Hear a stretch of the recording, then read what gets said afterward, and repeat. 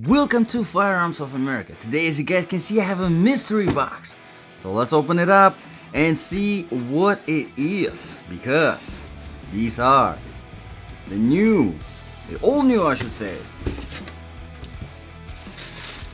Salomon Supercross Blast trail running shoes. And if you don't have time to watch the whole review, let me tell you guys, amazing trail running shoes. I absolutely love it.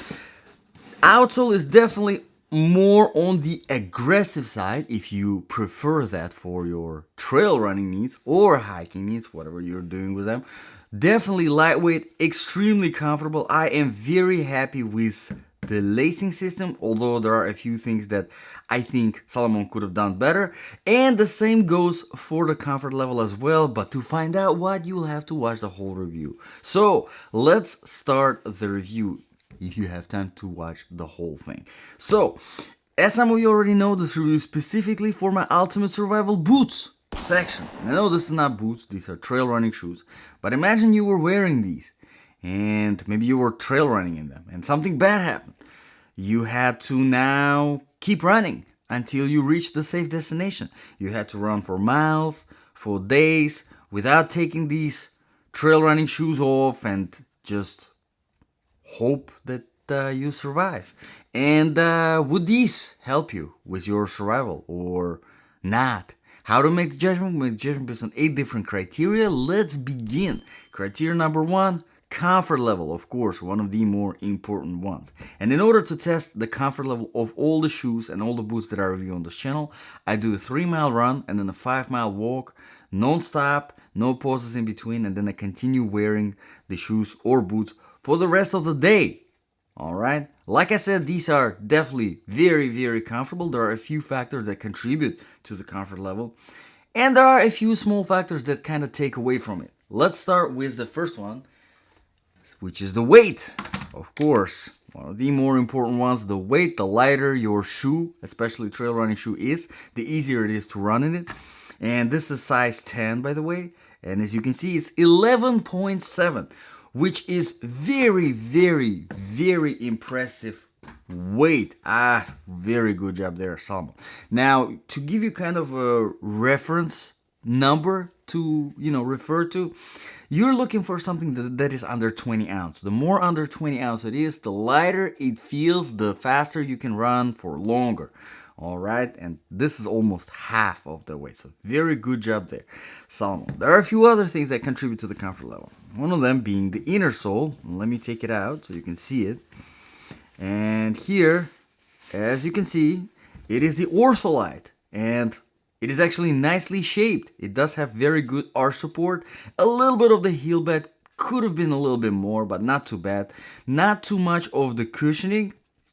Now, ortholite is popular. A lot of people prefer it because it has those antibacterial qualities, so kind of moisture wickering technology. All right, so that's pretty good considering that you're going to be running in these. But the only thing here is once you take off the inner sole, there is nothing else that gives you any more kind of cushioning. So you better run properly in these, because if you don't, you will feel some stress going to your ankles, to your knees, because there isn't really a lot of cushioning going. That's one of the things that Salomon could have done better. Now, of course, the whole thing as a shoe on the inside, it does feel very nice and soft, but one of the things that kind of takes away from the comfort is, as you can see, this design going here, which looks like an additional piece. This design specifically on this side creates a crease, as you can see, that presses into your foot, and it does not feel good. Over time, you start feeling fatigue on this side right here. Now, with time, the shoe will break in and it will be less of the pressure, but still, I'm not really that type of, I'm not really a fan of the break-in periods. I believe that if you're getting a boot or a shoe, it should be nice and comfortable right out of the box. That's it. But if you're fine with the break-in period, then it's not going to be a problem for you.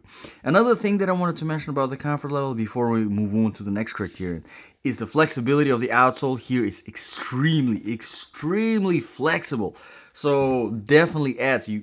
It's very easy to run properly in these trail running shoes. So overall, pretty good with the exception of a few minor things. Let's move on to the criteria number 2 now, proofing and protection.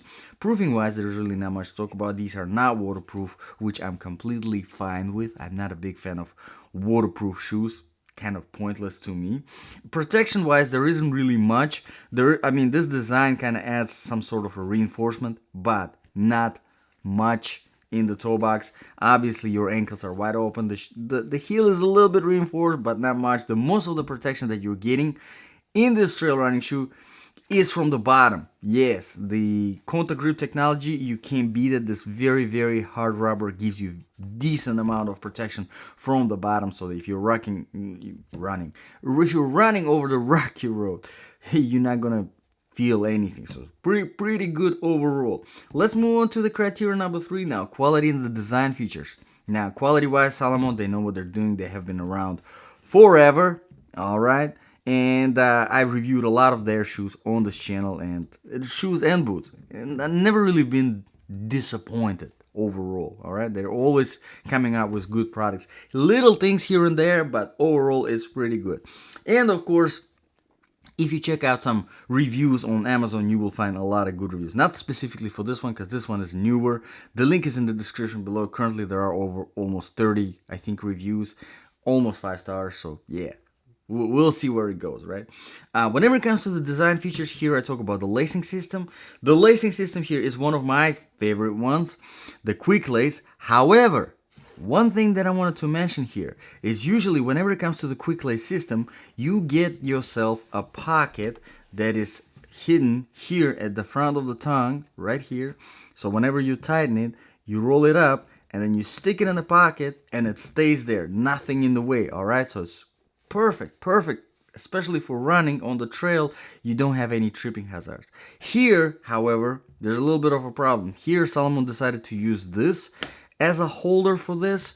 So once you tighten it, you kind of stick it in underneath this, or you roll it in, or whatever. It's a little bit finicky, all right, to say the least. Now, I'm sure there's a better way to somehow tuck this in. If you guys know it, let me know in the comments below. It would be very helpful. But I honestly do prefer that pocket, and it isn't here. All right, that's what I'm trying to say. It isn't here. So I wish it was. So done with that. Let's move on to the criteria number 4 now, outsole traction and stability. Now, in order to test the outsole traction and stability, whenever I do my run for comfort testing, I do it on a variety of different surfaces, starting with older asphalt, going to the newer tarmac, then dry sand, wet sand, some dry grass, wet grass, some trail surface, rocky road, marble and tile. And whenever I test the winter boots, I also try to plan my trips for my hikes somewhere colder, all right, because I live in Florida. But these ones obviously didn't need to test them in winter, so just in Florida here. But the outsole here, like I said, is more on the aggressive side. Keep that in mind. Not the best outsole to use on, your regular street surfaces like asphalt and tarmac, because there is so much aggression. But once you get on a trail, everything changes. Now that's where these shoes belong. They belong on the trail, sandy, muddy surface, wet grass. I mean, there's probably nothing else out there that handles as good on the wet grass as these. You can just speed through literally anything that you can find on the trail, and you will be just fine, because there is so much aggression, because the grooves here are designed very smart. It's very simplistic design overall, but it is smart because you have different kind of traction going both ways. As you can see, the grooves, they go parallel, not just parallel, but opposite across from each other to give you that good balanced traction overall. So outsole, I do love it. For the trail running, this is really good, all right? And It's still good on shiny marble and tile surfaces, but again, this is not really designed for that. Keep that in mind. So you will feel a little bit weird, a little bit wobbly, just because it is so aggressive and because the grooves are sticking out so much. All right, so let's move on to the criteria number 5 now, temperature. Really quickly, obviously no point to mention winter temperatures, cold temperatures. These are not insulated. These are not winter in any way, but hot temperatures, I've been running in about 95 degrees weather, and they are definitely very nice, very breathable. All right, so great for hot temperatures, no problems there. Criteria number 6, really quickly, the sizing. These are definitely true to the size. Usually here I say that you want to get yourself half a size bigger whenever it comes to the trail running shoes and whenever it comes to the hiking boots or hiking shoes, because you want to have a little bit of extra space here in the toe box. Helps with the comfort level. Just half a size bigger than your normal shoe size. Let's move on to the criteria number 7, balance of application. So if this really was your ultimate survival trail running shoe, all right, would this be good for your survival? Well, if you are the type of person that prefers to be as fast as possible and you're planning your survival situation through some trails, maybe through some woods, I don't know, you prefer to run, you're not going to be carrying too much stuff, so you very lightweight, you just want to get to the destination as fast as possible, this is a pretty good option, all right, because the outsole is phenomenal. It's going to handle pretty much anything that you can find on a trail. The comfort level overall is pretty good, if you don't mind this little nuance creasing right here, which, like I said, it will get better, it will get softer, but right out of the box, you do feel it. It doesn't feel too good. And if you can figure out the quick lace system and try to find a good way to tuck it in somehow that it doesn't wobble around and create a tripping hazard for you. And the very last criterion number 8, here's the price. Currently they are $111, so 111 on Amazon. Like I said, the link is in the description below. There are 2 different colors available, this one and the black one on Amazon. There might be more colors somewhere else if you want to check it out. Now, $111 is definitely on the pricier side. There is a lot of competition, very, very good competition in that price range. Check it out. From the same Salomons, from La Sportiva, my favorite one being Bushido 2. Check it out. I did the review on that one. Very, very good boot. And Saucony has some pretty good trail running shoes in that price range with the BOA system. Yeah, so there's a lot of competition out there, so check it out. Maybe you will find something that you like a little bit more. Let me know in the comments below, guys. What do you think about this trail running shoe? What do you think about this review? If you have any requests, you can drop them in the comments below as well. Thank you very much, guys, for watching. This was Firearms of America. See you guys in the next video.